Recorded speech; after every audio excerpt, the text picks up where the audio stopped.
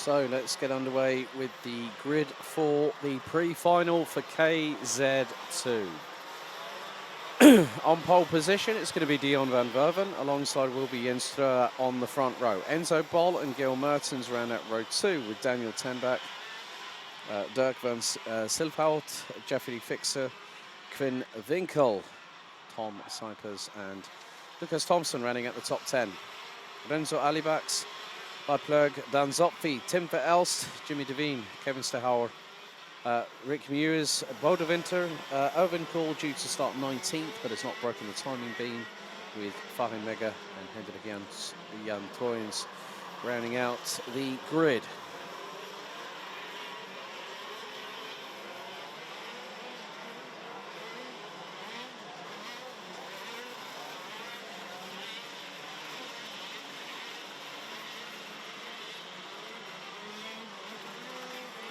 So 10 minutes plus an additional lap for our KZ2 drivers.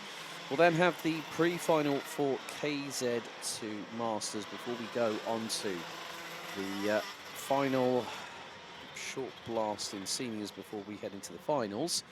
That will be the senior Rotax second chance.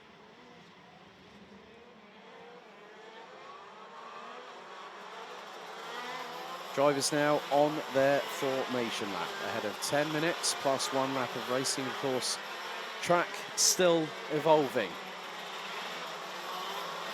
So drivers will be in wetsuits with rain tyres on their karts. It's going to be the person that makes the best of the current situation. Of course, if anyone might remember, Enzo Bol bogged down at the start and got swallowed up by the chasing pack. Nevertheless, he managed to regroup, reassert himself, and then push forwards.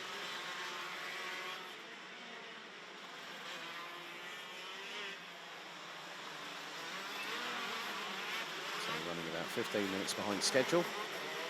So things are being turned around very, very quickly. A big thank you to the team behind the scenes for making that happen.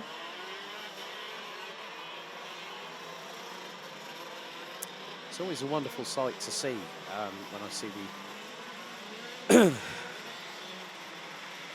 viewing area just above the gallery, where people are just sort of they've gone up the stairs, gone on the rafters and gone, right, we're going to have a look from here.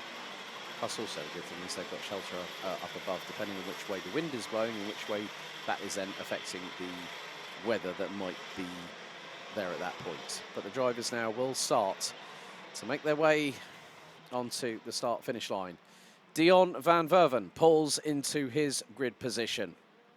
And it's an all-CRG front row. Jens Streur alongside Enzo Bol and Gil Mertens. Row 2, row 3. Daniel Tenbach and Doug van Silfhout as they are all forming up with Fixer, Winkel, Cypers and Thompson. Your top 10. Flag marshal moves away from the front of the field. The 4 red lights start to ignite. Red lights are on. Red lights are out. We're underway. Great hole shot for Jens Streur, who fires it past Dion van Verven round the outside of turn number 1.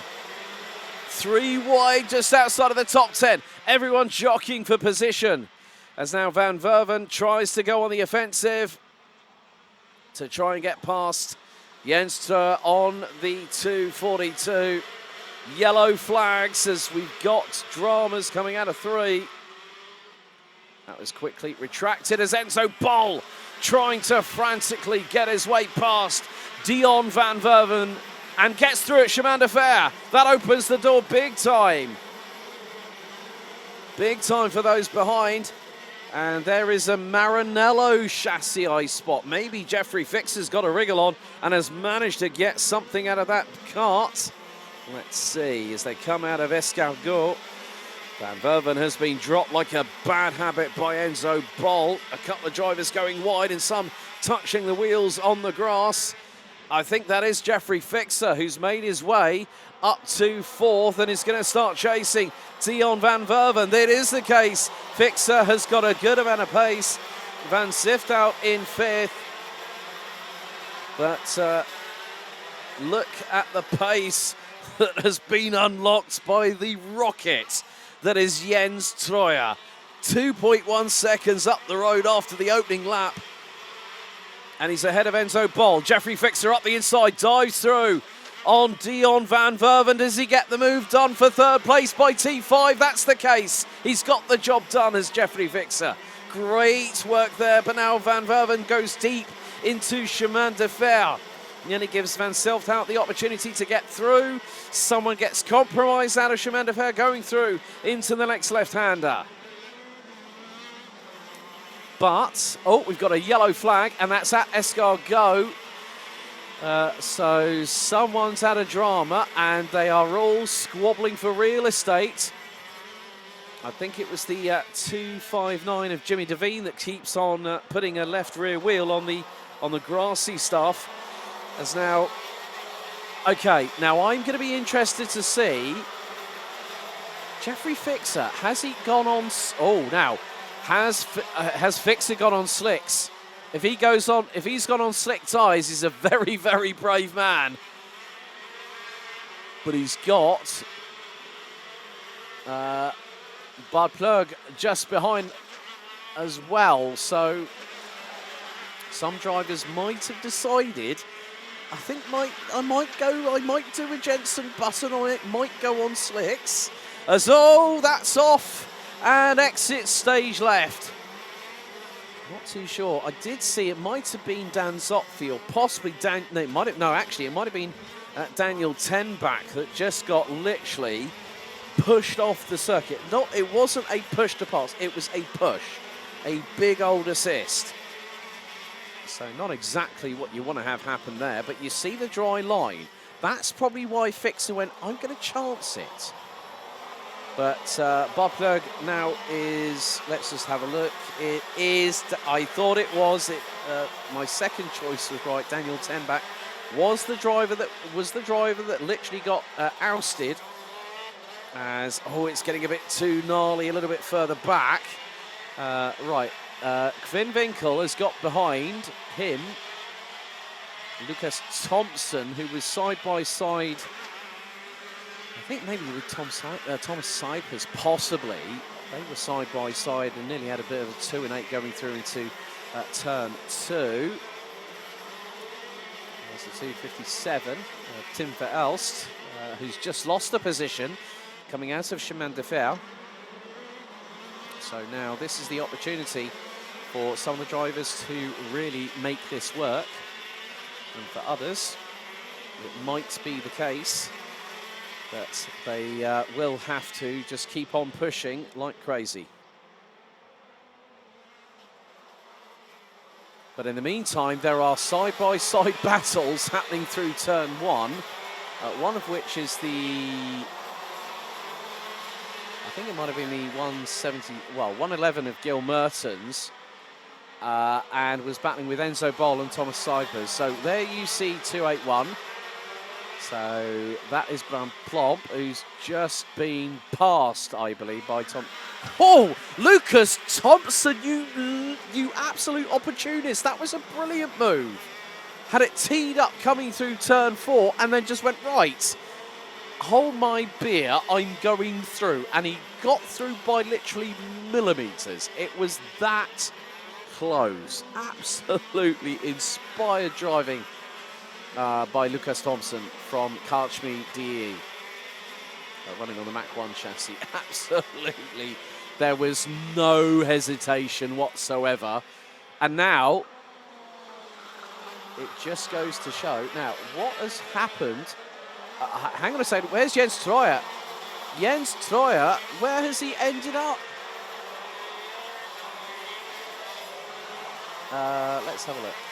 Currently P5 at the moment. Well, that was a surprise. So for those that have opted for going for the wet weather tyres, I think they may be running out of purchase. For those that have decided to go on slicks, because look, the track is drying out. It's evolving at an absolutely phenomenal rate. So this just goes to show that you can do the old Jensen button and go, yes, I think I can do this. 2011 Canadian Grand Prix. I say no more on that one. But also, it's about knowing whether you have the perfect strategy. But there is going to be a change for the race lead. So Lucas Thompson versus Gil Mertens. Thomas Cypers is now making his way to this battle. So this is the three-way battle for the race lead. Now, they were covered by 8.5 tenths of a second after lap 6. Gil Mertens, new fastest lap of the race, 59.993. Jimmy Devine looks like he's out of the race. Dion van Verven has tumbled significantly down the order as things stands, but Thomas Cypers closing in on Lucas Thompson, going through into Escargot.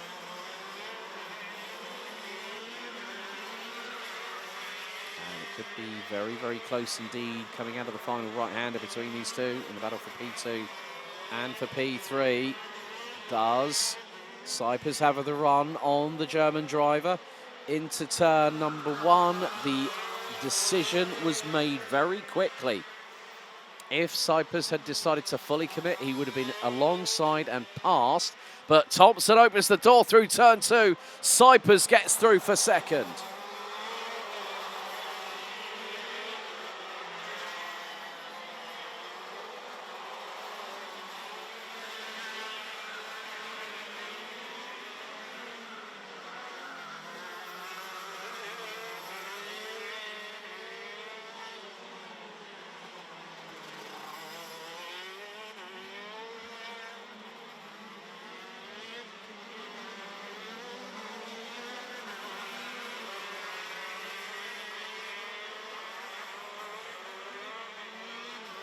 So with 1:35 on the clock to go, Gil Mertens does have a lead. Jeffrey Fix has tumbled as well. Oh dear, they're all falling by the wayside now.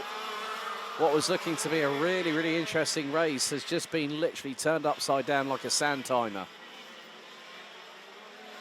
That's exactly what can happen. You can have a decision where it just goes, yeah, that'll work. And then there'll be others where it just goes, oh, I really wish I hadn't have done that. So because of the track evolution, for those that decided to chance it on slick tyres, that would have been a braver choice. But it looks like it may have been the one that really put the proof in the pudding, so to speak. So it meant that, right, okay, how long do we think it's going to be before the track dries up? Is it going to be the opportunity that I'm going to need in order for me to get up as far of the order as I can? So Lucas Thompson now ahead of Thomas Cypers in the battle for P2. This is allowing Gil Mertens to get away. Mertens crossed the line, 58.017. Thompson, 59.335. Personal best. Thomas Cypers obviously had a bit of a moment. Looked like it was a combination of all three sectors. Now holding on to that P3. Jeffrey Fixer looks to be out. Dion van Verven and Jimmy Devine. Oh, well, two of the biggest protagonists in this race have fallen by the wayside. There's Jens Troyer. I'm sure that his wet tyres will be absolutely screaming for mercy right about now. But the timer has expired, and there is Gil Mertens, who next time around will see the last lap board. And he looks like he's on slicks. Oh, Gil Mertens made the ultimate judgment call and went, right, we're going to go slicks. I'm going to battle through the first few laps, and then I'm just going to go, right, let's go. 58.0. That's about probably the right cross. We're at that crossover point. So Gil Mertens, Thomas Cypers and Lucas Thompson all decided that those are slick tyres for Gil Mertens. Bumps over the curbing through turn number 4.